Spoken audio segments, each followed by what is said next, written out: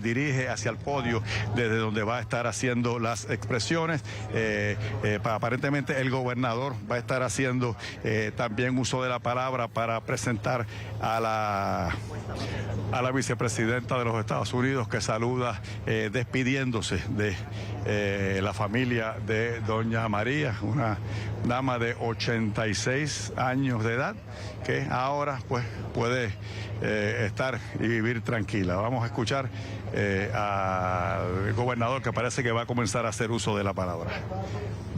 A todos y todas, we are honored to have the Vice President of the United States, Kamala Harris, here with us, well accompanied, because she's with Secretary Jennifer Granholm, as well as Deputy HUD Secretary Adrian Todman. And the Vice President's visit to Puerto Rico is a testimony of the Biden-Harris administration's commitment to the well-being of the American citizens of Puerto Rico.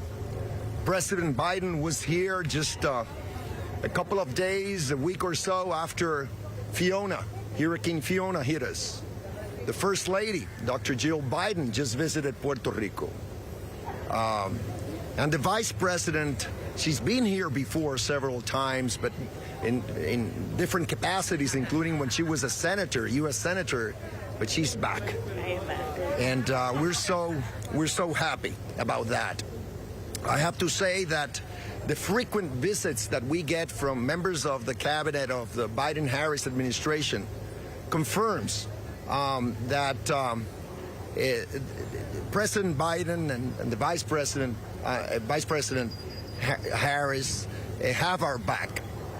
They're with us in connection with this reconstruction that is happening in Puerto Rico. And now the Vice President wanted to see with her own eyes what the R3 program is all about. We're using CDBG, DR funds, to rebuild, repair homes impacted by Maria. Maria Esther Ramos' home, it's a 60-year-old home which was destroyed by Maria. She had to seek refuge with her daughter, and through this program now, she has this beautiful home, which is not only solid in terms of its construction, but it is also resilient, because it has solar panels with battery storage, a water cistern, so they have become self-sufficient, which is what this program is all about. And I have to say that by now, 6,300 families have had the same opportunity that Maria Esther got from the Biden-Harris administration and my own administration here in Puerto Rico, using this CDBG funding that is available. And it's not about funding. It is about quality of life, after all. Everybody wants to have a safe home. That's right. In which to reside, raise kids, work, retire, and that's what's happening here in Canóvanas. I know that the mayor of Canóvanas is somewhere in here, and she's proud to see that we're here. So, Madam Vice President, count on us to work together with your administration so that Puerto Rico rebuilds like it's been rebuilding in the last couple of years, and we finish the job for the well-being of our people. So now, let me turn the podium to the Deputy HUD Secretary, Adrian Todman. Good afternoon, everyone. It's great to be here with all of you, and it's great to be here with our Vice President Harris. Madam Vice President, thank you for everything that you have done and the President has done to make sure that resources are available to support Puerto Rico's recovery. I visited Puerto Rico on behalf of the administration several times. Additionally, I was born not too far from here in the U.S. Virgin Islands, so I understand these issues. And every time I'm here, I'm reminded of the collective strength and resolve of the Puerto Rican people and the community. And it's so important that we invest in recovery and resilience. And that is on full display today. I'm very proud of the work HUD has done to support Puerto Rico's recovery and facilitate its access to funding. And thanks to that work, HUD is investing billions of dollars in the island's recovery and mitigation efforts, which is currently being actively utilized by leaders here on the island. And thanks to that, we can see some of that work in evidence behind us. And with the programs highlighted today, more than 6,000 homes have been repaired and thousands of homeowners are benefiting from the energy and water resilience upgrades. We funded an initiative that will lead to over 3,500 units of new apartment units, and 6,000 displaced residents have become homeowners. And some 28,000 small businesses are expected to benefit just from HUD's investments alone. And this is just a sample of the work that we are doing across the administration. Look, it's undeniable that there is more work to be done, but we remain hopeful that our work will help the people and leadership of Puerto Rico lay a strong foundation for sustained growth into the future. It is now my great pleasure to introduce my colleague and friend, Secretary of Energy, Jennifer Granholm. Thank you, my dear. Thank you. Thank you so much.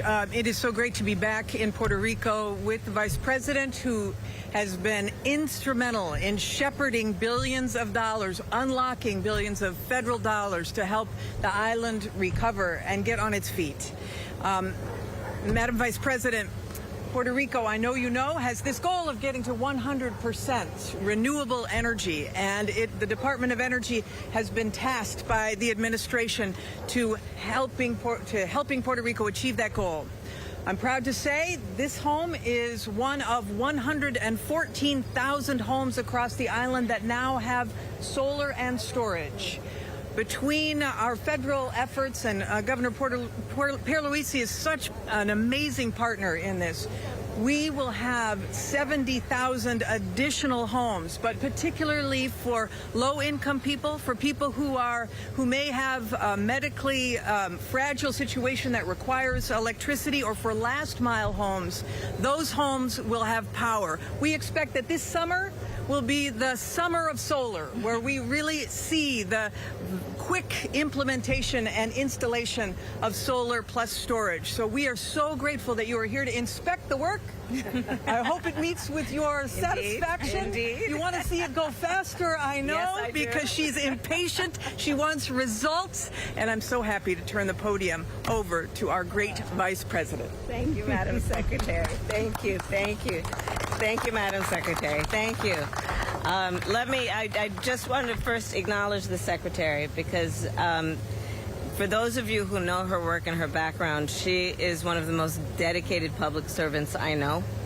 And on this issue of what we must do to invest in the talent and the resources and the capacity of Puerto Rico, you have been just absolutely relentless and tireless in doing what we know is achievable, especially when we have a sense of urgency about our goals. So I credit and thank you for your work. Madam Deputy Secretary, I look forward to, at the end of today, calling you Acting Secretary of HUD. And I want to thank you for all the work and the partnership between these important and critical agencies to do the kind of work that we see behind us. So thank you for that. And Governor, it is good to see you again. I thank you for greeting me at the tarmac when I got off of Air Force 2 today. But last time I saw you was at the White House in Washington, D.C. You and I and the President were having an extensive conversation about the importance of your partnership with the President and with our administration, and how that partnership makes all of this work real. So I thank you for the warm welcome, but in particular for your leadership on such important issues that have such profound impact. I also must thank the matriarch of the family, Maria.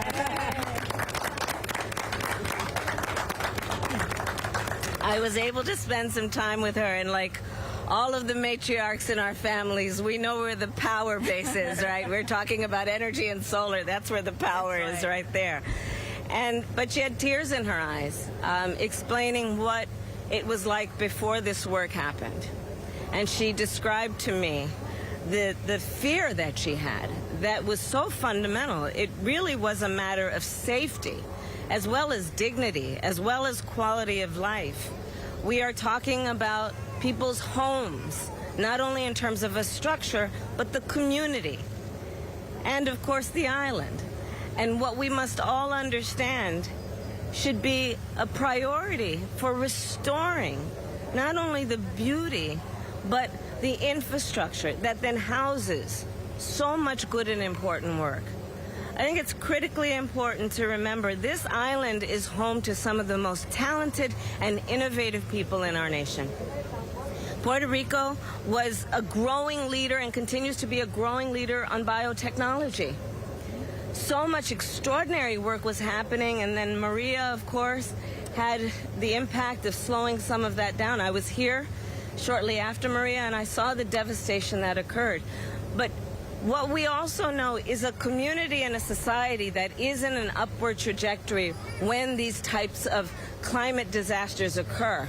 They don't lose their grit. They don't lose the ambition. They don't lose the momentum.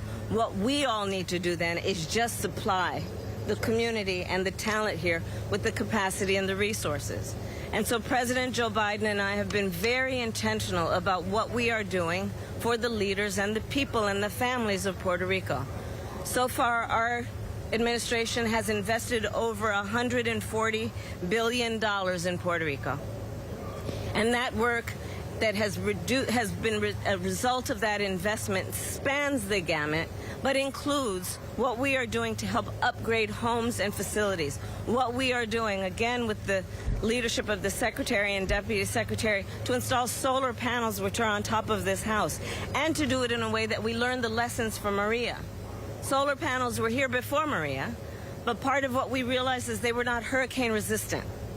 So the innovation that has happened has also been about upgrading the technology, knowing how it has affected an island like Puerto Rico and what we must do to be smarter. Puerto Rico has taught us some lessons in that regard. So we have hurricane-resistant technology, a water source that is reliable and consistent, hot water, reliable and consistent because it's not requiring electricity, but is depending on the solar technology to heat the water. What that means for a family, a multi-generational family, which you see behind me, is extraordinary in terms of the quality of life. Part of the challenge that Puerto Rico has faced has been what we know is intermittent electricity and energy sources because of these extreme weather occurrences. The installation of this smart technology, including the solar panels, will allow for more consistent energy sources for the families that are here, which again is about an upgrade on quality of life and just the well-being and the dignity of each family to be able to satisfy their basic needs. So I again want to thank everyone. I will say that the work that we have done includes an investment of $20 billion, yes, to work on projects like this in terms of homes and the infrastructure that is about private infrastructure. It also includes public infrastructure. The investment that we have made thus far includes $3 billion for reliable energy sources, including rooftop solar, and then over $2 billion that we have been investing in the small business owners and entrepreneurs of Puerto Rico. And all of that work together, creating the synergy that will continue to do and achieve the governor's aspirations and plan for the people of Puerto Rico. And together through our partnership, I see that we are making a difference. There is still more work to do. We are ambitious. Yes, we are impatient. We know it is possible, and we are doing it with a sense of urgency and optimism and inspiration because of families like the one behind me. So I thank you, and I thank everyone for your attention to this matter. Thank you.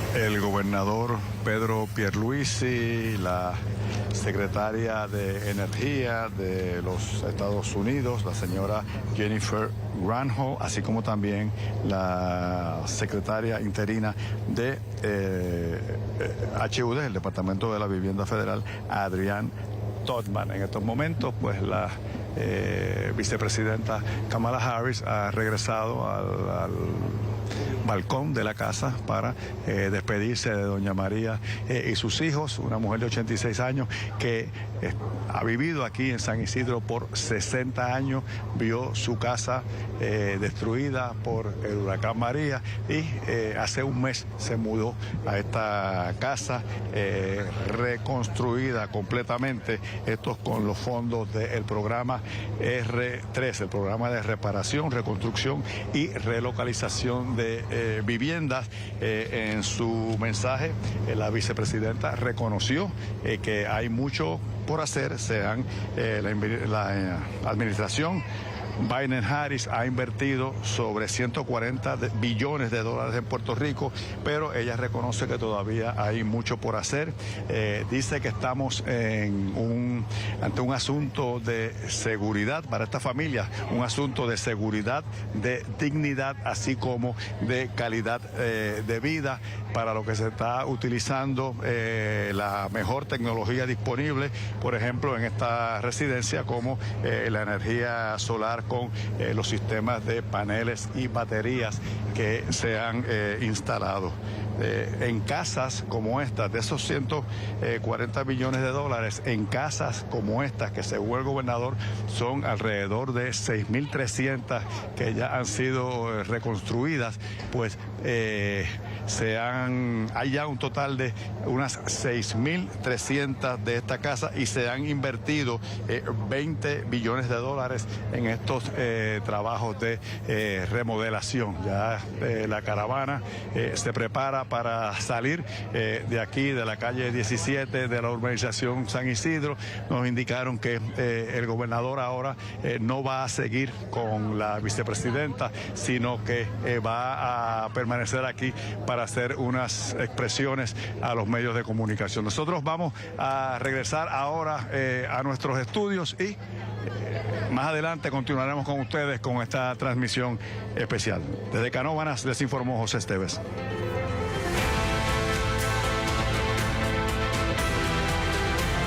Esta noche a las 7.